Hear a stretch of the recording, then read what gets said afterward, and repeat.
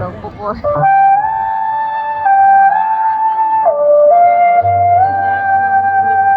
သမီးငယ်လေးတန်လေးချိုရဲ့တင်းကစားမယ်ပလင်ပါဒီပညာရကလည်းအချိန်ရစမှာတော့အလွန်မတန်ရေးကြီးပါလေဗျာအချိန်ရစရဲ့ပိုင်ပုံနိုင်ပုံကျွမ်းကျင်နိုင်တဲ့ပုံလေးတွေပေါ့ဖြစ်နေတယ်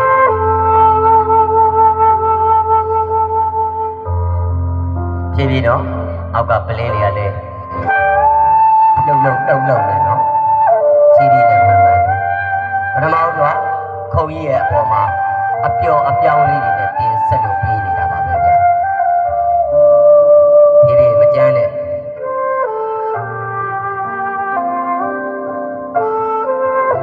အသက်ပင်ငယ်တော်ရလဲလူကြီးများနဲ့ရင်မောင်တန်းပြီးတော့တင်ဆက်တဲ့ကလေးတွေပါပဲဗျာမိခင်ရဲ့ရင်ဝင်မှာလွယ်ဆူဆူမိုးမိုးတောင်းနေတဲ့အရွယ်လေးတွေပါပဲ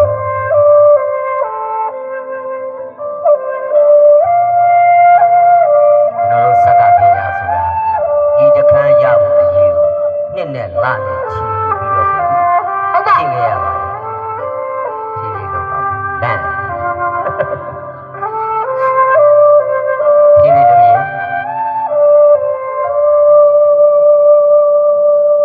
ပြောရမှာဖျောက်မာယာမှာတန်ကြောင်းဆိုတဲ့အတိုင်းအပျော်အပြောင်းလေးတွေနဲ့တင်ဆက်ပေးနေတာဟုတ်ပါ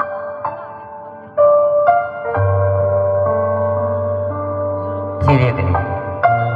မကြမ်း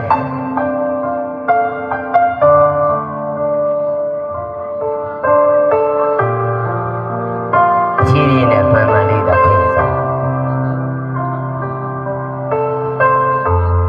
ပြောတဲ့နေရာမှာလဲခေါင်းနဲ့တင်ပါတသားတယ်ပါပဲ